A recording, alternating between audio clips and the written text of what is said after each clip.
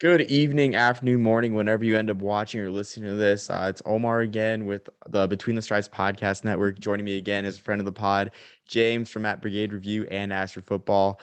James, how's everything going? Big weekend for us old grads as we won our first leg of the Commander in Chief's Trophy against the Air Force Academy. Yeah, I don't know if you can tell which team I root for, but uh, it was a fun weekend for me in the Metroplex. I had an Airbnb scheduled for 8 months going into this weekend, and they canceled on me less than 24 hours before check-in. So I scrambled to find a place to stay. Oh, high school buddy let me stay at his place because he was out of town for the weekend. So it ended up working out, but I'm really glad I went, and I'm looking forward to going back next year. Yeah, I mean, from all the looks of it, looked like a great event on TV, and we'll go a little bit more beyond that for the game experience.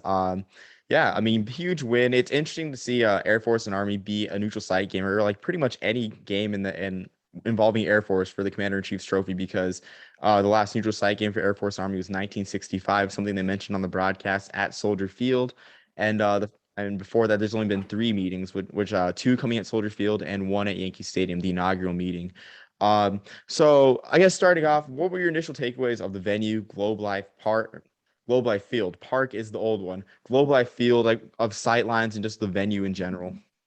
Yeah, so actually, the Indian Casino from up in Oklahoma on I-35 South ended up buying the old stadium. So now that's Choctaw Stadium. So if you just call it Globe Life, it now means the new one. But I really liked Globe Life. I really hate watching football in baseball stadia, but this one was clearly designed to fit to host football games, and they did it well. I mean, yeah. So watching it from TV, I got kind of like Chase Field vibes from it. Going and I went to the Cheese Bowl in 2019 with my friends, so I got kind of like Chase Field vibes, kind of reminding me of like an aircraft hangar, but a bit nicer than Chase Field. Definitely a lot nicer for sure. From where you're Also, seat. a lot Oh, go nicer ahead. than yeah, also a lot nicer than most aircraft hangars. So Oh, certainly, certainly. I mean, and arguably the biggest game that'll be played there in a while because it doesn't look like the Rangers will right the ship. But anyway, no shade there. But yeah. So I guess what area were you sitting? Like, did you enjoy the sight lines? And I mean, it kind of hurts if you're not a huge ballpark football fan because I live for ballpark football, to be quite honest with you. yeah, I love watching football in really old stadia, and so watching like Harvard Yale at Fenway would be a cool thing to do. Um, Problem is, it's just what do you do with the 30 yards, 40 yards of outfield? I was at so Army was the away team this year, which meant that the Army sideline had the extra blank space behind it, and I was at the 50-yard line in the second deck. Um, and the way they sort of designed it was most of the baseball stadiums now, I guess I'll go sideways, are the seats kind of come back like in a football stadium, so there's no blind spots above you. This stadium is kind of old school out in that right field area, where the upper deck is on top of the lower deck for a lot of it, which is awesome because it keeps those upper deck seats relatively close to the field, which you really need when you're already sitting 30 to 40 yards back from the sideline. Um, it was, it's clear that they had that in mind when they designed it. We were canted a little bit away from the 50-yard line, or sideline. So if the sideline is like this, we were a little bit canted, but it was nothing atrocious. I was standing for most of the game anyway, so it didn't matter. It was a really good ballpark for football. It didn't have all the downsides that most ballparks have. I mean, I'm not surprised that it didn't because it seems like a lot of these ballparks, as they get built, they're getting better at I guess accommodating football. Like with that in mind, like there aren't any 2010 Wrigley Field incidents. Which speaking of Wrigley, in 2 weeks, Northwestern Purdue, at least both end zones were used this week. So definitely a plus always. I mean that means they accomplished the mission right there as it Also, is. the Pinstripe Bowl did that a while back, I believe, as well. Oh, really? One end zone? Yeah, they went one end zone in the Pinstripe Bowl for the same issue, and then they ended up when they did the most recent alteration to Yankee Stadium, they fixed that. Okay. No, I'd never heard about that. I'll have to look into that for sure. So yeah, like definitely a plus. I guess in terms of attendance, we move on to attendance. An official number wasn't released on the box score the day after. I had to find a tweet that said that the attendance was at 32,000, about 80% capacity, which I guess Globe Life Parks or Globe Life Field it's a pretty small ballpark like relative to the rest of them, but were you surprised? Are you surprised by that attendance number of 32,000 or about 80% full? Did you think it was gonna Yeah, be higher? I thought it would be a little bit higher. I mean, the surprising thing about that is that's the lowest number for an Army Air Force game since I think 2006 or so. So it's a pretty low number. The flip side is there's a lot of corporate money coming in, right? So when this game gets played at the academy, it's just another home game, which is good for the local fans, and you get a home sellout and all that, but you don't get the Lockheed money coming in for the Commanders Classic, right? So having that trophy and that branding brings in a lot of money, which is I think why they did it. Um, and so maybe it makes it viable to do that and pay the rent to the stadium if if you're going to get that extra corporate sponsorship in there. Yeah, I mean, absolutely. I mean, just thinking about it, like it's kind of strange, I guess, that USAA or even Lockheed Martin doesn't, I guess, attach themselves to the broadcast, the regular Air Force legs of of the Commander in Chief's trophy. Um, but I mean, again, like this neutral site presented that opportunity, which I mean, it's good. I guess, do you see this being like a long-term thing, the Commanders Classic, or just being like like a once in a while thing? Yeah, so we talked to the As for Football crew the first time we interviewed the Army Athletic Director Mike Buddy. Um, was the past off season. We asked him about that, and he said that um, that he didn't think that money wise it was going to make sense long term. That this might be a 2 year thing, and that would be it. But that was also 8 months ago. So who knows? His attitude might have changed. Obviously, this was huge for the Army brand. If Army had gone and won a game in Colorado Springs this week, who barely would have made news. So maybe that changes mind. Maybe we'll see more of it. But it's a good question for Mike Buddy in the offseason. I got to see him this weekend actually, very briefly. Absolute class act. So No, he seemed like a class act for sure. In the years yeah. that I was at the academy, always a fun brief, like the most fun brief to go to for sure. Um, but yeah, so I guess moving on to I guess sort of our last topics, future venues for Army Air Force. I guess I'm gonna spitball a venue, and then I want your opinion on it. So starting off, the first or the last neutral site game, of course, Chicago. I'm gonna stay with the ballpark theme and go with Wrigley Field or Guaranteed Rate Field, home of the White Sox. Your opinion on those venues? Well, I hope to God that it's not in guaranteed rate. I mean, that's just as someone who's been to over, I think I've been to like 24 of the 30 ballparks in MLB. That's up there with my least favorite. Um, I mean, there's just nothing special about that stadium.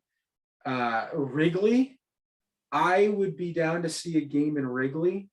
Um, the problem is there's not a whole lot of Army or Air Force bases around there. I don't imagine. I'm not too familiar with the Air Force bases there. I know it's a big Navy area because they have Great Lakes where they do their basic training. Um, so I'm not sure. You'd have to get the population of Chicago out for the game, and I'm not entirely sure that would happen. Um, so I'd like to see it selfishly. I really like the venue of Wrigley. I really like the venue of Soldier Field. I'm just not so sure that they could guarantee the ticket sales. Yeah, I agree. I mean, I guess like they really depend on the bases, which is why I guess the whole Texas location for the Commanders Classic made a lot of sense. So, and it's tough. I mean, unless there's like a huge, I guess, alumni base from West Point in the Chicago Metro, and same thing for the Air Force Academy, maybe they'd come through because Army hasn't played Northern Illinois in a good while, or even like in that metro area. So, Well, the other thing with Chicago is, as you know, as an Army fan, the when it was called Soldier Field, the christening of that name for the stadium was, I believe, it was the 1924 Army Navy game. Like that year could be wrong, but it was a 26. 14-26. Okay, Yeah. it was a 14-14 tie. And it was not the first football game in the stadium, but it was when they first called it Soldier Field. So I would really like to see Army play a football game there again. I'm just not so sure that it'd be worth it to play Army Air Force there again. Yeah, agreed. I mean, and again, like the whole regional thing, because I guess with the Chicago locals, it's hard, I guess, getting anyone east of the Mississippi. Let's see if I'm getting my geography right. If Chicago is east of the Mississippi, which I believe it is, anyone east of the Mississippi to get like really excited about Mountain West football, Yes, which Mississippi. Yeah. which I'm not knocking the Mountain West, but it's kind of hard to like, stay up for the after dark games for a lot of the East, even in the Central time zone too. So I mean, you are right about that. I will note this about a guaranteed rate stadium going a bit. I know we said we wouldn't do this, but going a bit of a ballpark tangent. Guaranteed rate field is kind of a funny ballpark because it's in the when it was built, it was in sort of like a middle ground of ballpark areas where they're just transitioning from the concrete donut multi-purpose stadium mindset of baseball stadium design to the Camden Yards era, which we see now with the neoclassical ballparks, where guaranteed rate field and also the Trop didn't fit in either of those eras. So they're kind of like these like bland ballparks that, I mean, they're not multi-purpose. They have good sight lines, but they're also not. They also don't have much character. And I know that Northern Illinois played Toledo at guaranteed rate in 2016. And that game was on a Tuesday night. I would have loved to see that game on a Saturday to see how much attendance would be good because I think only about 10,000 fans attended to see Chicago's college team. And I know I'm gonna incur the ire of Illinois and Northwestern fans and even Chicago Maroons fans. But I would love to see him on a Saturday there, just on a brief aside, but maybe not Army Air Force like you say. Two things. First of all, I misspoke earlier. 21-21 tie to open up Soldier Field, not 14-14. The second thing, I forget their nickname, but Chicago's team has got to be that sister at Loyola Chicago going to the Final Four. I mean, come Oh on. yeah, Sister Jean. Sister Jean. Sister Yep, Jean. Sister Jean. Yeah, yeah, come on. Yep. No football Um, though. No football. Fair enough. So yeah, Chicago. As a New Yorker, I just despise the city. Um, but other than that, I would like to see Soldier Field. What you were saying about guaranteed rate being in that sort of medium era. Um, I'm big into baseball stadium architecture and things like that. And once you get past sort of the neoclassical, right? So the Camden Yards, and really the last neoclassical is Yankee Stadium slash City Field, which were built at the same year. You have these modern ones. You have Truist Park, right? You have Globe Life. Remind me of some others. I don't know. What's the one? Marlins Park. Marlins Park. Marlins Park. Yeah, Marlins Park. They're built in yes, definitely Marlins Park. They're built in this way that basically optimize ticket sales with this sort of suites behind home plate type area. But the newest, advancement in baseball stadia is this adaptability to football, and Globe Life is the first one to really take that head on. And I'm sorry, I think I missed out. When was the Padres Petco? Not Petco? Petco was Yeah, 04. Petco. 04. Okay, so it was before the Yankee and City, because that's another. It's kind of a retro modern. It's it's a little different. Audible this year. Yeah, that's gonna be there. Right. Yeah. So, but this newest advancement is being able to be a convertible ballpark rather than a multi-purpose ballpark. And I think that the Rangers, for being the first team to really do that, distinctly, did that very well. Yeah, I would agree. And I think, I guess to sort of like, push back a bit on that. I think that's sort of a return to tradition because you look at all the jewel box parks. They made football work in all those. You look at the Shibe Parks, the Baker Bowls, the Wrigley's, of course. Like they made football work because there just wasn't space in the urban setting to do that. So I think it's sort of like not as much something new as just like a return to tradition. Yeah, and it's a lot different when everybody's watching the game on a 12-inch by 14-inch black and white TV screen, but when you have your 70-inch HD TV, it's like, all right, I don't want the camera to be at a weird angle. If I go to the game, I don't want to be, it's not like this is the 1950s where you pay $4.12 to send your entire family to the game. I'm I'm spending like $180 just for my wife and I to go. Like, I don't want to sit 45 yards back from the sideline. Yeah, that's true. I mean, it all works out. It all works out to be the same because of inflation, generally. Yeah, But I don't know about that much, but yes, I see what you're saying. but I guess moving on to our next venue. This one sort of plays on Army's bowl partners in the future. Looking at Charlotte with the Belk Bowl having a backup tie-in for Army. Either I think it's this year, in years where they're not going to the Independence Bowl, they have the backup tie-in for Army if the ACC and Big Ten. It's called the Duke's Mayo Bowl. So yeah, So, The Dukes Mayo Bowl. So the rule is it's actually in any year. It's not just Independence Bowl years. oh, okay. In any year, in like the next when they sign this contract, there's a 6-year agreement or whatever.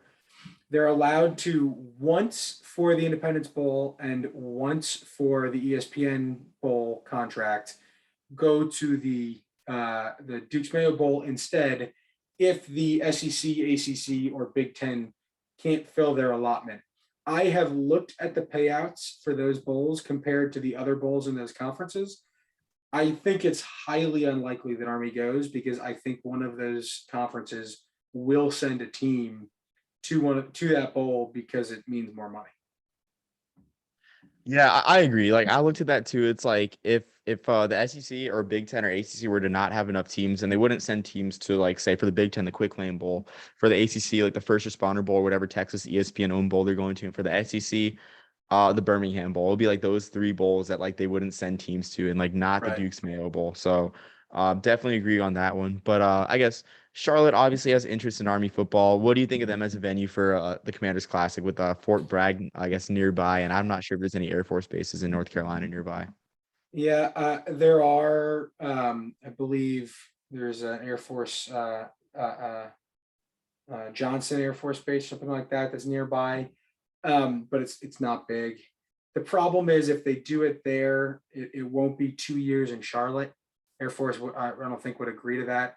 You'd have to do another neutral site somewhere, and I'm not sure where that would be. Denver maybe, but I don't know that Mile High is going to be monetarily worth it. It's probably too big of a price tag. So I don't know. The issue is, other than Texas, the lack of places that make sense for Air Force. Yeah, and I agree, I guess. And then going on to your next point with I guess as our last venue, before I open the floor for venues that you have that you may think.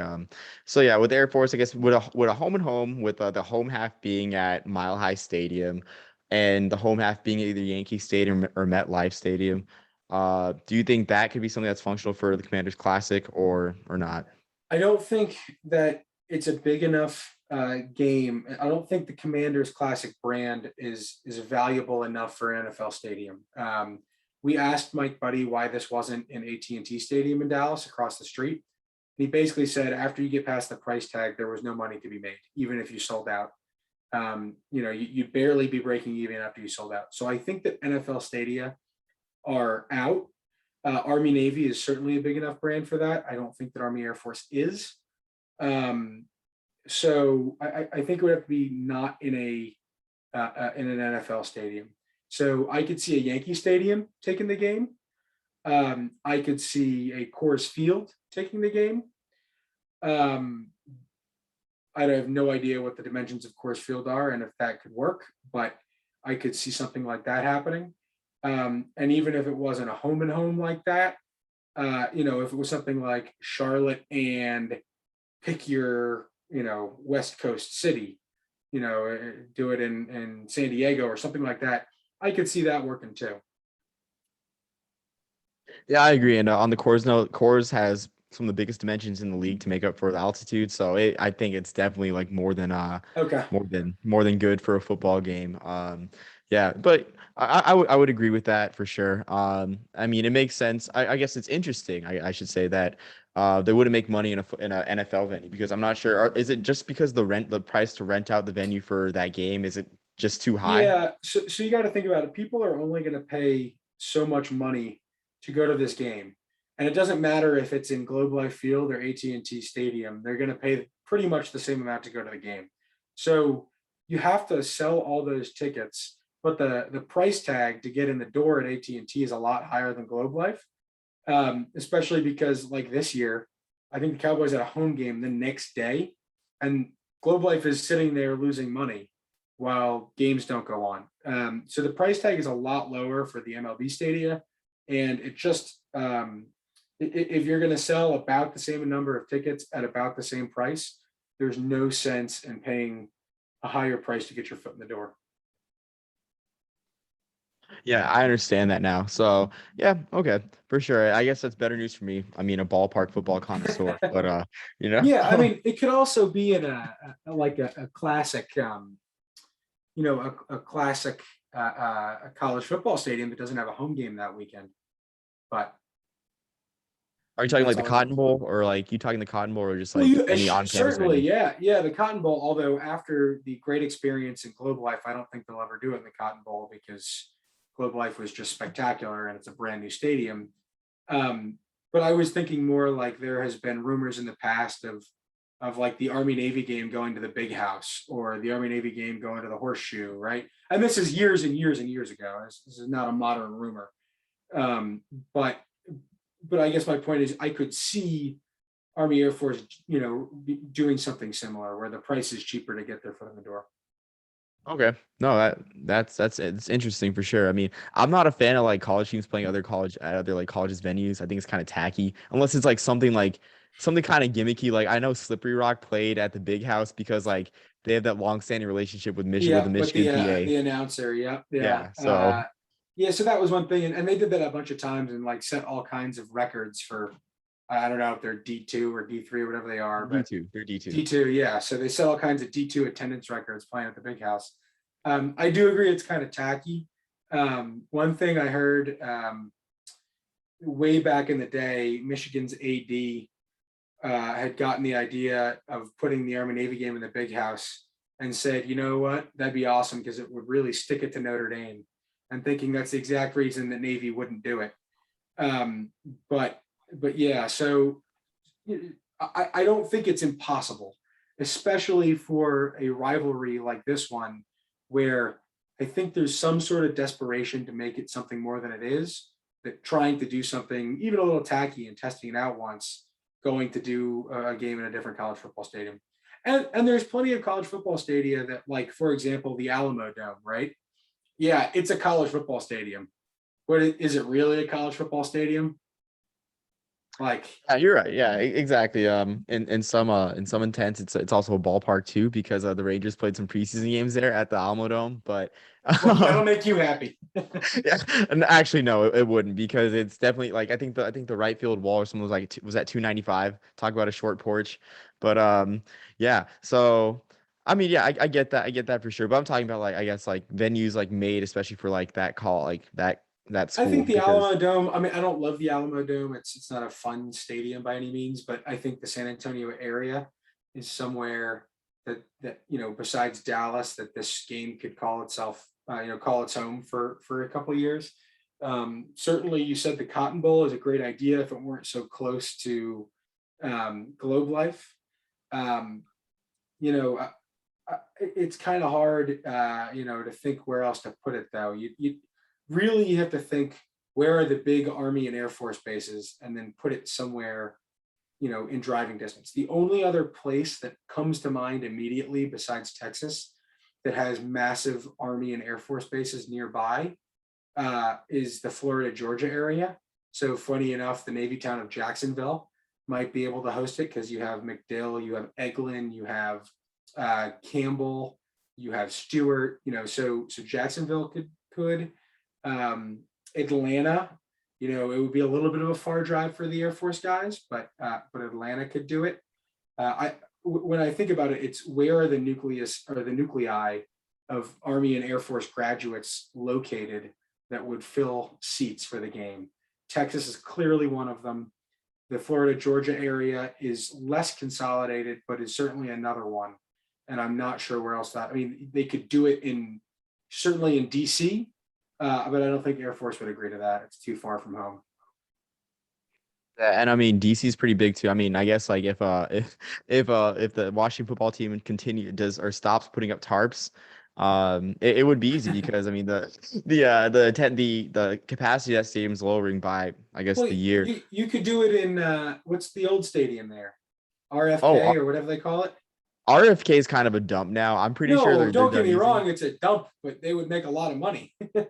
Like, Yeah, that's true. I'm pretty sure they're doing away with it though. I mean, I don't know if like the okay, talks about a downtown stadium are happening though, but I think the last game in that one, oddly enough, was a Georgetown Harvard game that I remember watching in my barracks room. But I think that well, drew only like 2,000 folks. the bowl game that used to be the Military Bowl in Annapolis was called, I think, the Eagle Bank Bowl, Yeah, and that was in RFK. yeah, I remember that for sure. Yeah, I think that was like the last of the cookie cutters that are along with Oko or whatever it's called, Oakland Coliseum now. The the The last of the the cookie cutters. hideous stadium in the Bay Area. Yeah, Yeah. But yeah, I think well, do you have any venues that you haven't already spitballed or yeah. I think that the spitball stadiums, if it were going to be Atlanta, I think it would have to be that Center Park or whatever would be the only affordable one there.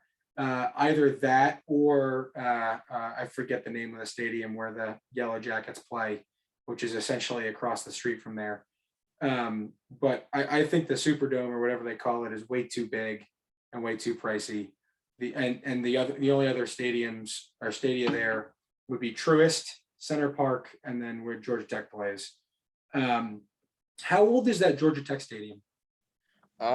so the site I think is early 1900s, so like over 110 years old. The structure itself I think was built I want to say like the 30s because like there's a stadium beneath like the current seats. So they built over that. But still like a historic site. I guess like the structure is not as historic as the site is, but Right. still. Yeah. So I could see that. I could see any of those stadia, or I could see, it would be expensive, but Jacksonville might work just because of the nuclei there, or any of those Gainesville, any of those stadia around that area. Citrus Bowl by chance? That the problem with that is it's probably too far from Army fans.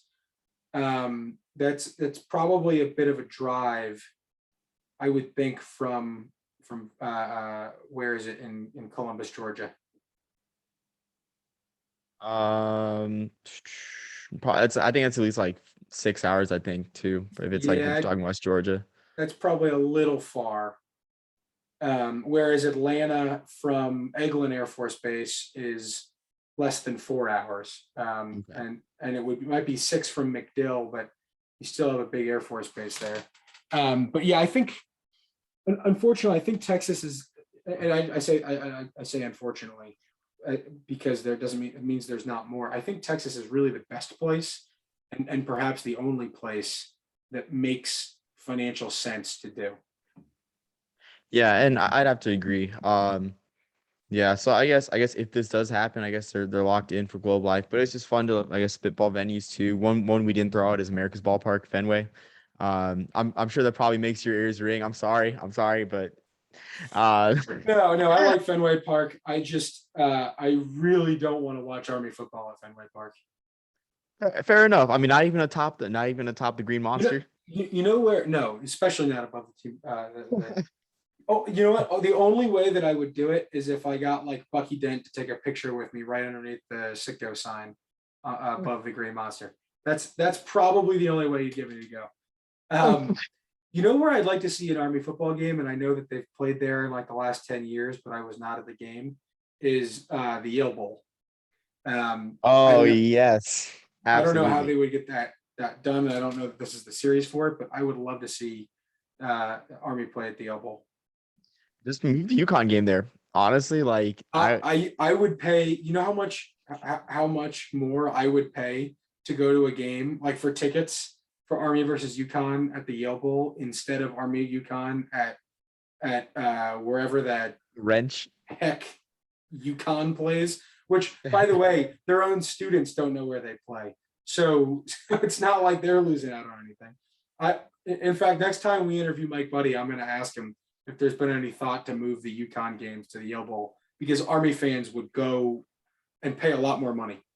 That's actually my favorite stadium. That's one of the first stadiums, I guess, first college stadium I visited in the Northeast at the on a pass from the academy. I mean, geez, love the There Yellow Bowl. are Would love there are it. three college stadia that I have snuck into because they were closed and I wanted to see them in person and I didn't have tickets to a game and or there weren't any games.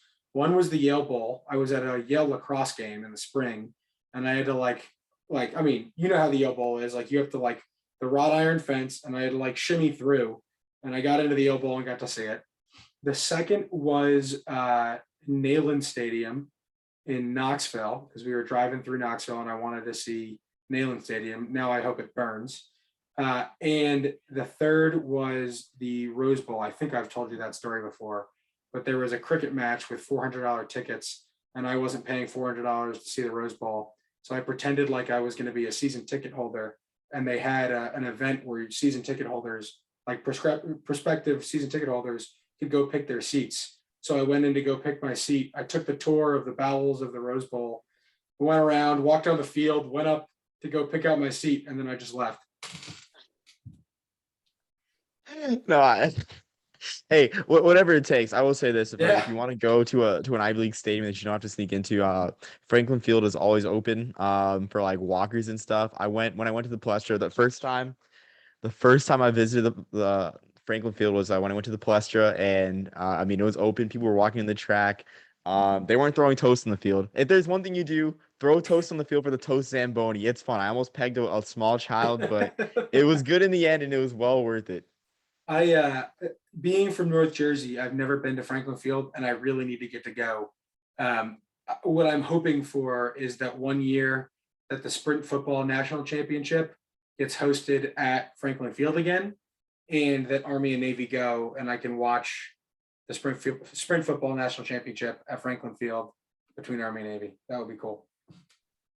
Absolutely. Great venue. And it's like mostly unchanged. I think it's got like the best scenery. I guess the best landscape of all the Ivy League stadiums because you can recognize the red brick building in like one of the end zones. Yeah. I mean, highly recognizable. But I'm here we are going on a go Yeah. ahead. I was just say I'm partial to bowls because I'm a Michigan fan, but Okay, I yeah. do agree. Yeah.